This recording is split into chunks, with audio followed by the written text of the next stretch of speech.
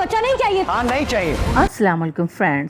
Friends, कभी मैं कभी तुम की अगली एपिसोड में हम देखेंगे कि रुबाब जो कि अदील की सारी सच्चाई जानने के बाद पाकिस्तान वापस आ चुकी है। रुबाब जो पहले ही अदील से बुरी तरह बदजन हो चुकी है और जब घर आते ही वो अदील के माँ बाप को अपने घर देखती है तो उसका पारा मजीद हाई हो जाता है और दूसरी तरफ अदील भी रुबाब को यूं अचानक सामने देखकर हैरान रह जाता है और रुबाब अदील से कह ही देती है कि वो जल्द से जल्द अपने माँ बाप को यहाँ से शिफ्ट करे क्योंकि ये उसका घर है, कोई ओल्ड एज होम नहीं। और अदील रुबाब का गुस्सा कम करने के लिए उससे झूठ कहता है कि सिद्रा को घर का हिस्सा देने की वजह से उसके वालिद को इमरजेंसी में वो घर बेचना पड़ा क्योंकि उसका शोहर उस घर में से हिस्से का मुतालबा कर रहा था, लेकिन वो जल्द ही अपने माँ बाप को किसी और घर में शिफ्ट करा देगा। और शगुफ्ता बेगम रुबाब और अदील की ये बातें सुन लेती हैं और उनका दिल तो खून के आंसू रोने लगता है कि जिस बेटे पर उन्होंने शोहर से ज्यादा भरोसा किया आज उसने ही उसे बुढ़ापे में दूसरे के दर पर लाकर बिठा दिया है। और मुस्तफा के वालिद जब अपनी बेगम की रोई रोई आंखें देखकर इसकी वजह पूछते हैं तो शगुफ्ता बेगम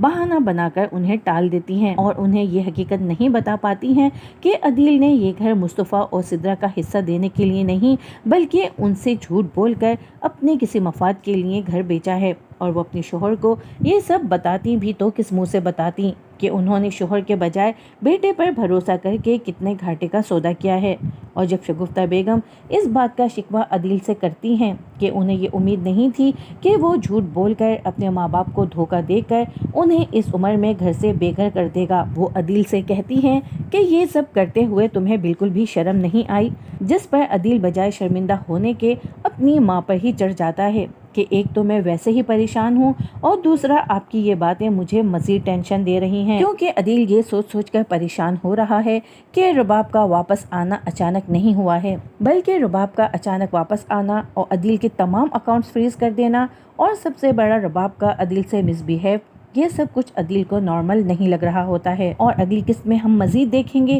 कि बासित जिसने अदील के बारे में तमाम इंफॉर्मेशन रुबाब के वालिद को दी होती है, जब वो ये तमाम बातें कंफर्म करने के लिए बासित के रूम में आती है तो पीछे से अदील भी वहाँ पहुँच जाता है, लेकिन रुबाब और बासित अदील को वहाँ देखकर अपनी बात अधूरी छोड़ देते हैं। और जब अदील रुबाब से पूछता है कि आखिर क्या वजह है जो रुबाब ने कंपनी के तमाम इख्तियारात उससे लेकर बासित को उस पर अहमियत देना शुरू कर दी है, तो रुबाब उससे कहती है कि काम के मामले में अगर मैं बासित पर भरोसा करती हूँ तो तुम इतने हाइपर क्यों हो रहे हो। अगली किस्त में हम मजीद देखेंगे कि एक तरफ तो अदील दौलत के पीछे रुबाब के प्यार और उसके एतमाद को तोड़ चुका है, तो दूसरी तरफ मुस्तफा भी दौलत की ख्वाहिश में इस कदर अंधा हो चुका है उसे शर्जीना का बुझा बुझा चेहरा और रोई रोई आंखें कुछ भी नजर नहीं आ रहा है। इस वक्त जब शर्जीना को मुस्तफा और इसके साथ की सबसे ज्यादा जरूरत है तो ऐसे वक्त में मुस्तफा को अपने काम के सिवा कुछ भी दिखाई नहीं दे रहा है। वो बस यही चाहता है कि कहीं से भी जल्द से जल्द उसे इतनी दौलत मिल जाए